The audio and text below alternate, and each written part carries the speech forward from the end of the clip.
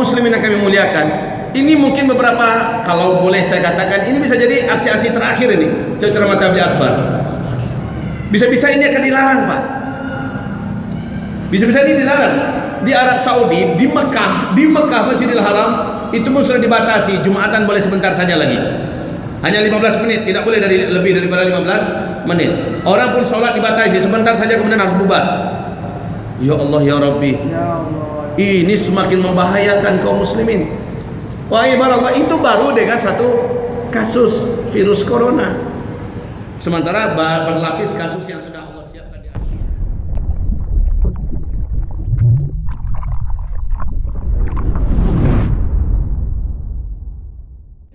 Sejak Maret 2011, apa yang terjadi di Uyghur, apa yang terjadi di Rohingya, itu adalah mukaddimah perang. Sebentar lagi kita semua akan menyaksikan agenda-agenda di mana bumi ini penuh dengan darah di mana-mana, dan yang paling banyak mati ketika adalah kaum lelaki. Yang paling banyak meninggal ketika itu adalah kaum lelaki. Ibarat Allah yang kami muliakan. Baik, berikutnya fase keempat. Nah, di fase keempat ini yang sudah terjadi apa-apa saja dan apa yang akan terjadi berikutnya. Lalu apa persiapan kita? Wahai hamba Allah, sebelumnya saya bertanya dulu, sudah pada dengar kajian-kajian akhir zaman apa belum? Baik di televisi, di YouTube sudah? Sudah ada yang mendengar kajian-kajiannya Ustadz Rahmat Baikuni? Mendengarkan kajian-kajian akhir zaman dari Ustadz Ihsan Tanjung? Sudah ada mendengarkan kajian-kajian Ustadz dari Ustadz Abu Fatih Al-Adnani? Ya, Ustadz Abdul Khalik? Sudah ada mendengarkan pengajian-pengajian saya di YouTube? Secara live? Baru ini? Sudahlah, memang nasibnya Ustadz YouTube. Ibarat Allah yang kami muliakan, sekarang simaklah. Adakah di antara kita yang ragu bahwa ini adalah akhir zaman? Angkat tangan kalau ada yang ragu. Sepertinya semua sudah mulai mempercaya dan yakin ini benar-benar akhir zaman. Memang tidak terelakkan, Pak. Tanda-tanda terdekat bahwa kamu benar-benar sudah dekat dengan kiamat adalah, kata Rasulullah SAW, bila negeri Arab yang miskin, kere, mendadak menjadi kaya raya, lalu mereka saling berpacu, berlomba-lomba serta berbangga-bangga, memperindah, mempercantik kota-kotanya dan membangun gedung-gedung yang tinggi pencakar langit. Jazirah Arabia dulu sebelum minyak bumi ditemukan miskin, saudara, miskin. Tetapi ketika minyak bumi sudah ditemukan, mereka pun bangkit dan membelah menjadi negara-negara terkaya di dunia. Qatar, Bahrain, Kuwait, Uni Emirat Arab, Arab Saudi, Oman, masing-masing mereka sekarang membangun kota-kota yang megah dan mewah, mengalahkan Amerika, mengalahkan Eropa, dan bahkan gedung-gedung tertinggi di dunia adanya di Arab. Ini yang kata Nabi, jika zaman itu sudah kalian temukan, maka jarak masa antara kalian dengan kiamat sudah sangat dekat. Ini pertanda yang sangat nyata, tidak bisa dibantah kaum muslimin. Yang kedua, Nabi mengatakan, kalau negeri Arab sudah kalian dapati salju turun di sana, sebagaimana disampaikan oleh ayahanda kita tadi, guru kita tadi. Arab enggak kebayang pada kita, gurun Sahara yang panas luar biasa, padang pasir yang luas bagaikan tak bertepi, turun salju. Dan bahkan beberapa minggu kemarin Masjidil Haram kita dibungkus oleh salju. Allah, ini pemandangan yang tak pernah ada. Dan Nabi berkata kepada Mu'adz bin Jabal, awas, kalau sudah turun salju di Arab, ubun-ubunmu dengan kiamat sudah sangat dekat, kata Rasulullah. Inilah zamannya. Ibarat Allah. Terus berikutnya, apa yang kata Rasulullah SAW? Kau perhatikan baik-baik. Apabila sudah dekat sekali kiamat, maka sungai Ofrat yang mengalir di Irak kering total. Dan 2014 dunia menyaksikan sampai hari ini sungai Ofrat yang mengalir dari Turkiya, Suriah, Irak dan Iran hari ini sudah kering total 100% sejak 2014. Kemudian bagaimana dengan fenomena gunung emas dalam perut bumi Irak ketika sungai mengering? George Walker Bush, mantan presiden Amerika Serikat, di depan Gedung Putih sebelum diganti oleh Barack Obama berpidato, di YouTube masih ada pidatonya. Beliau mengatakan satelit Amerika Serikat telah menemukan dalam perut bumi Irak potensi emas yang sangat besar sekali, dan Amerika Serikat selaku polisi dunia akan memastikan emas-emas yang ada itu tidak akan terjatuh ke tangan-tangan para penjahat yang tidak bertanggung jawab. Dia katakan penjahat-penjahat yang tidak bertanggung jawab, padahal kita tahu sebenarnya siapa yang penjahat itu. Tapi yang jelas pengumuman ini sudah mengatakan satelit Amerika sudah menemukan adanya potensi emas yang sangat besar di Irak. Nabi mengatakan keringnya Sungai Efrat, ditemukan gunung emas sudah sinkron dan klop terjadi di zaman kita. Siapa yang membantah ini? Yang keempat, ibarat Allah yang kami muliakan, Nabi mengatakan sallallahu alaihi wasallam, Nabi mengatakan ketika kamu nanti sudah mendekati masa, kamu akan menyaksikan bumi Syam membara dalam pembantaian, peperangan, fitnah, pemurtadan dan pengusiran. Hari ini Syam, di mana Syam? Suria. Di mana Syam? Palestina. Ibarat Allah, jantungnya Syam adalah Palestina. Baitul Maqdis. Ibarat Allah yang kami muliakan, ini malam kita akan berbicara tentang Baitul Maqdis nanti insyaallah taala, dan kita akan menggerakkan kita semua untuk bersiap-siap menghadapi, bela dan bantu Baitul Maqdis. Baik kaum muslimin yang kami muliakan, ini juga sudah terjadi. Kita mau bicara apa sekarang?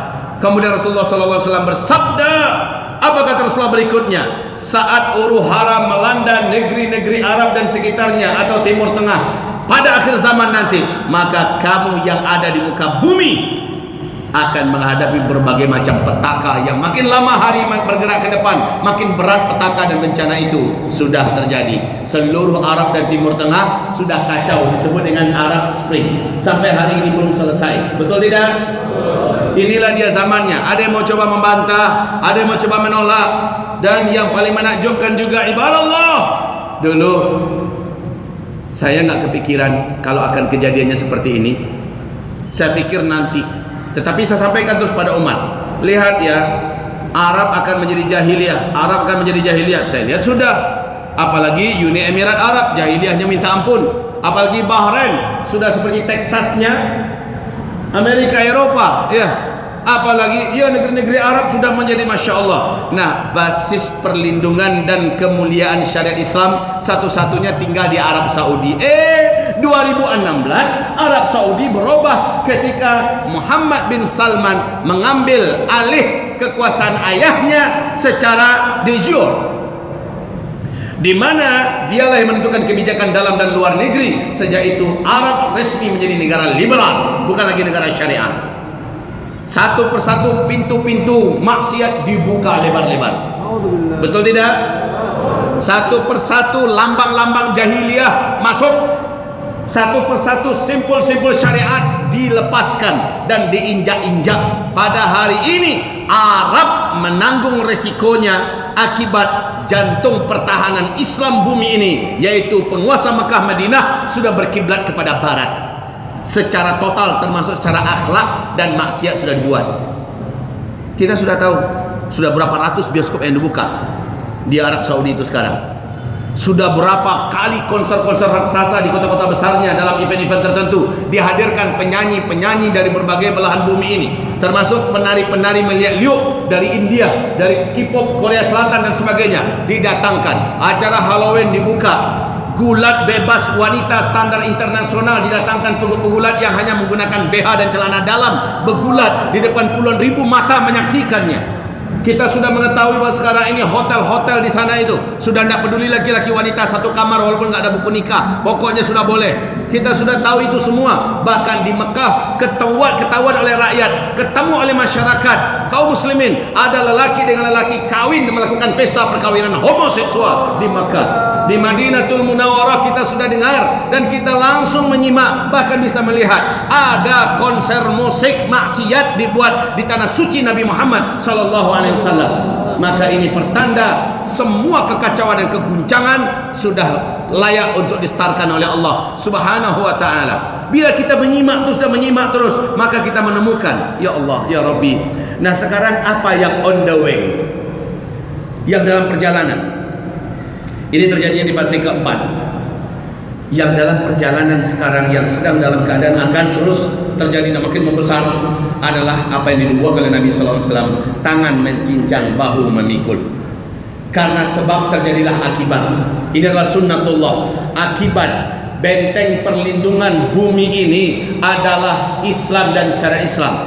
Dan satu terakhir, benteng terakhir jalannya syariat Islam adalah Arab Saudi yang memimpin Mekah dan Madinah. Sudah amblas, sudah jebol. Maka wahai kaum muslimin, berbagai bencana alam sudah dimulai. Satu, bencana alam yang terbesar, menyebarnya terlebih dahulu zuhurul amradil mu'diyatil musta'siyati fi akhir zaman.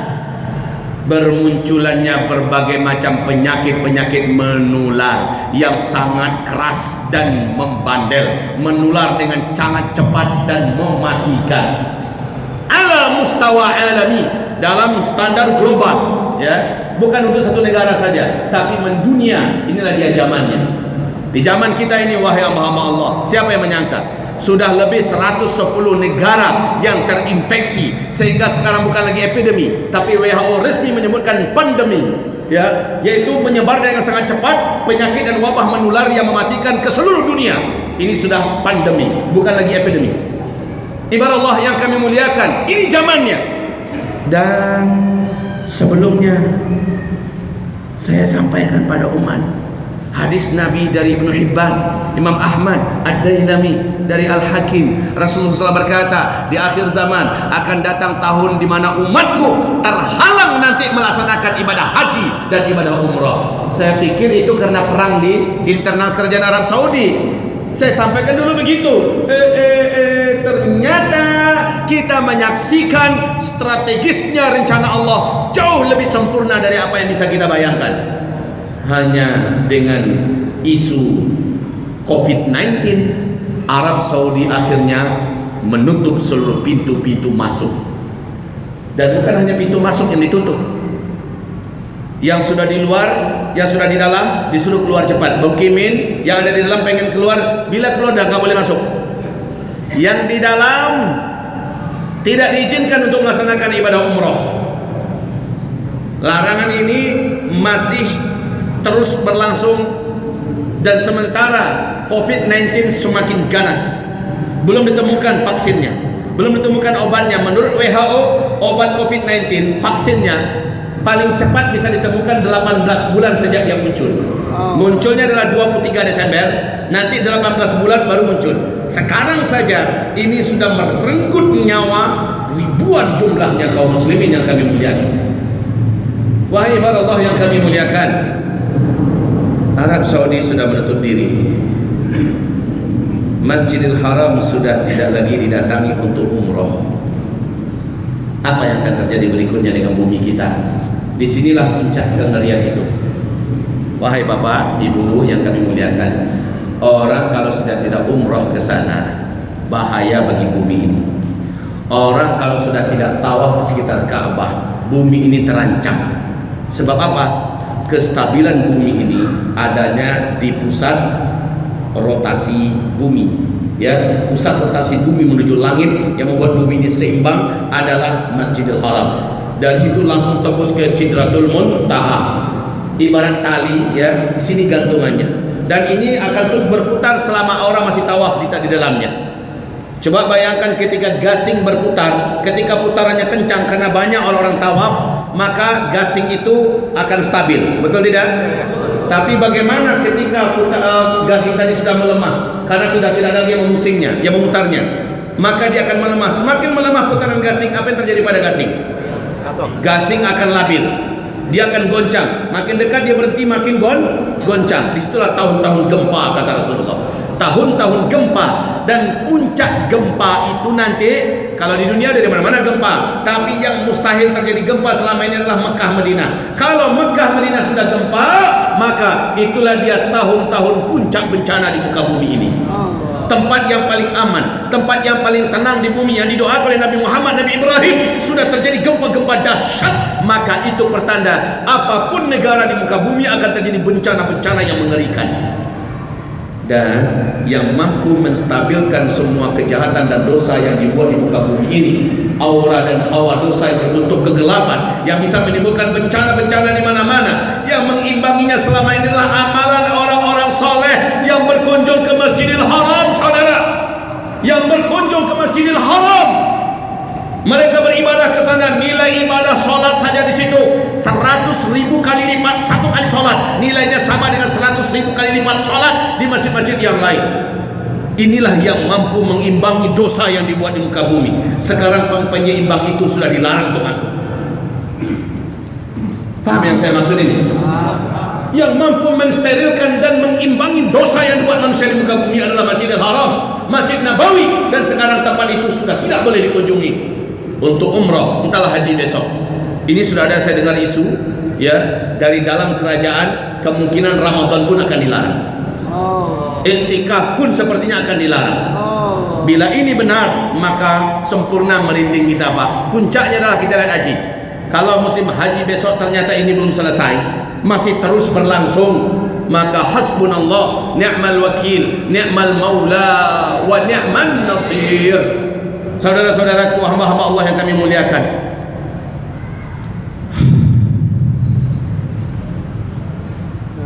kita rasanya tidak pula ingin menyalahkan Cina 100% ya, karena ini muncul dari mereka. Kita tidak ingin salahkan pada mereka, karena seperti dikatakan zaharal fasadu fil barri wal bahr bima kasabat aydin nas liyudhiqahum ba'dal ladzi 'amilu la'allahum yarji'un.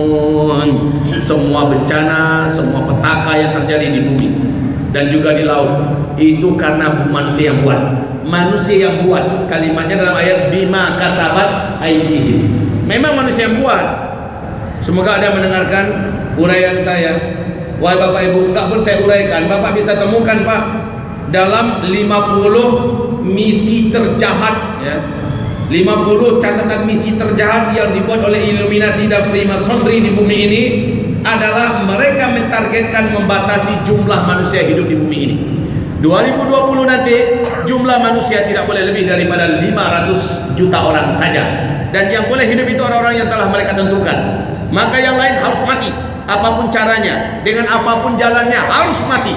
Mereka ciptakan senjata-senjata, mereka hasung orang supaya perang, kemudian mereka ciptakan senjata biologi semacam virus-virus segala macamnya. Mereka yang menciptakan kaum muslimin. Wahai hamba-hamba Allah yang kami muliakan, kita tidak ingin menyalahkan sepenuhnya pada Cina. Ini adalah perbuatan manusia, tetapi Allah telah menyebutkannya di Lauhul Mahfuz. Nabi telah menceritakannya, ini pasti terjadi, dan di zaman kita terjadinya. Di zaman kita terjadinya. Menurut Bapak, virus corona ini kapan akan selesai?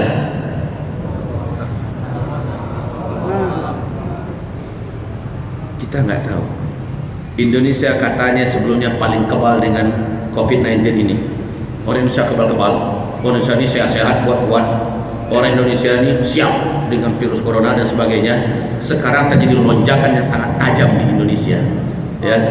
Dan sekarang beberapa fatwa yang aneh-aneh pun bermunculan. Di Singapura hari ini sudah ada fatwa tak boleh Jumatan, diganti dengan zuhur saja di rumah masing-masing. Ini ngeri, Pak. Kemudian Gubernur DKI kita melihat kepada perkembangan yang sangat hampir-hampir tidak bisa dikendalikan dan harus dikendalikan sebelum parah, maka sudah mulai dihimbau. Imbauannya sangat masuk akal, dan imbauan ini bagi saya juga layak kita pertimbangkan. Imbauannya apapun yang sifatnya keramaian-keramaian yang tidak begitu penting, maka jangan diadakan. Pemda akan larang. Ya, pemerintah kota provinsi DKI akan melarang kegiatan yang kira-kira apalagi yang hari Minggu itu ada Car Free Day. Car Free Day pun sudah tidak dibolehkan. Pokoknya acara-acara keramaian. Nah, kaum muslimin yang kami muliakan, ini mungkin beberapa, kalau boleh saya katakan, ini bisa jadi aksi-aksi terakhir ini ceramah tabligh akbar. Bisa-bisa ini akan dilarang, Pak. Bisa-bisa ini dilarang. Di Arab Saudi, di Mekah Masjidil Haram itu pun sudah dibatasi, Jumatan boleh sebentar saja lagi, hanya 15 menit, tidak boleh lebih daripada 15 menit. Orang pun sholat dibatasi sebentar saja, kemudian harus bubar. Ya Allah ya Rabbi, ini semakin membahayakan kaum muslimin. Wahai Allah, itu baru dengan satu kasus virus corona, sementara berlapis kasus yang sudah Allah siapkan di akhir zaman. Satu saja membuat orang puyeng dan pening. Dan sebentar lagi apa yang akan terjadi kaum muslimin? bumi ini akan labil, bencana-bencana besar akan terjadi, dan itu boleh saya katakan insya Allah dengan kepastian yang mantap, insya Allah akan terjadi dalam waktu dekat. Apa yang terjadi? Satu, kehancuran ekonomi seluruh dunia. Ini akan terjadi, Pak. Tidak ada negara tidak lumpuh ekonominya sekarang. Semua ekonomi orang sedang terjun bebas. Seluruh negara. Cina boleh saya katakan sudah berakhir, sudah tamat. Kita lihat 1 minggu ini terakhir. Kalau ada solusi, maka mudah-mudahan Cina masih bisa selamatkan. Tapi kalau sudah tidak ada lagi solusi, vaksinnya tidak ditemukan, maka negara begitu kokoh ekonominya di mana-mana, sekarang ini sudah betul-betul dalam keadaan goyang segoncang-goncangnya. Amerika, negara adidaya yang begitu kekar dan kokoh, hari ini pun sudah mulai kelimpungan dengan COVID-19. Tentara Allah yang tak nampak ini. Jepang yang begitu jumawa dengan teknologinya juga sudah mulai muntah berat. Kita sebutlah Italia. Jangan tanya tentang apa yang terjadi di Italia sekarang. Total sudah satu negara lockdown. Satu negara. Iran, negerinya para mullah. Ini juga luar biasa. Entah mana yang mengerikan sekarang, entah Cina, entah Iran. Korea Selatan, Spanyol, Perancis, Jerman, Belanda susul menyusul dengan cepat, dan terjadi percepatan yang sampai sekarang belum bisa diperkirakan kapan ini akan selesai. Dan ini perkiraan akan bisa merenggut nyawa lebih 65 juta orang. Entahlah. Kita mengatakan Allahu hasbunallah ni'mal wakil ni'mal maula. Cuma dalam hal ini perlu saya sampaikan, jangan ikut-ikutan panik macam orang kafir.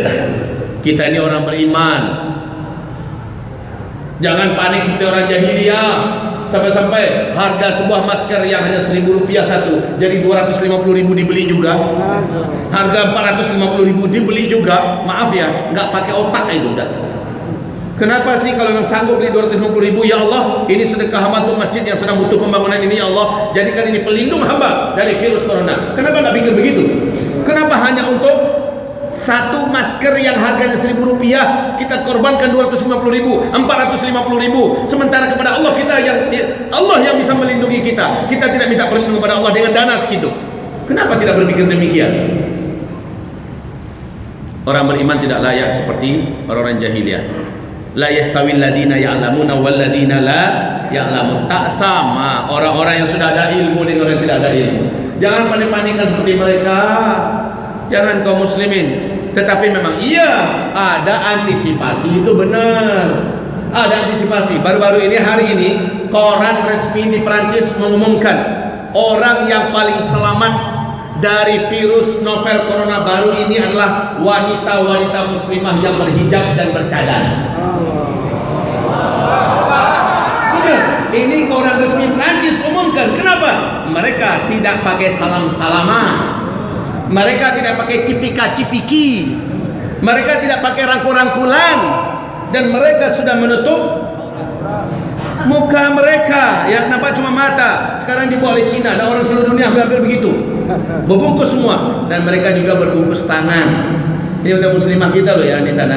Nah, laki-laki juga, gubernur kita Bapak Anies Baswedan juga menganjurkan untuk sementara kebudayaan mulia yang kita miliki, sementara kita tahanlah dulu cipika-cipiki, kita tahanlah dulu peluk-pelukan.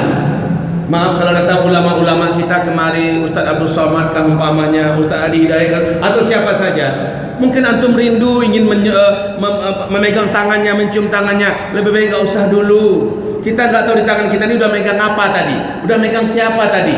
Ini ulama kita. Saya harus sampaikan ini, Pak. Maaf ya, rasanya untuk sementara tahanlah diri dulu. Kepengen sih meluk ulama kami, benar. Tapi di masa fitnah ini tahan dulu, tahan dulu. Ya, bisa tidak kira-kira begitu?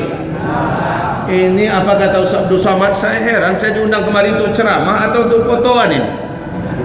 Berfoto aja hampir 1 jam lebih.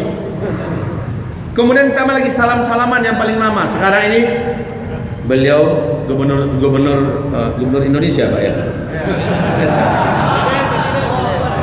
Beliau mengatakan hindari dulu sementara waktu. Kebiasaan yang sebenarnya bagus sekali. Bersalam-salaman, banyak salam-salaman yang kita sementara hindari dulu. Kalau iya juga bersalaman, enggak apa-apa. Tapi kita masing-masing sudah pakai sarung tangan, karena bersalam itu menggugurkan dosa-dosa. Kan begitu kan? Bersalamanlah, tapi pegang sarung tangan. Kalau yang bawa sal, dengan salnya, ya, salaman. Tidak apa-apa lama-lama, biar berguguran dosanya. Dalam keadaan bebas ini, kita tidak tahu siapa di antara kita yang sudah megang yang salah tadi. Tapi baiklah kaum muslimin, topik kajian saya arahkan kembali kepada jalur kita. Terlalu larut kita dengan COVID-19 nanti. Saya lanjutkan, apa berikutnya?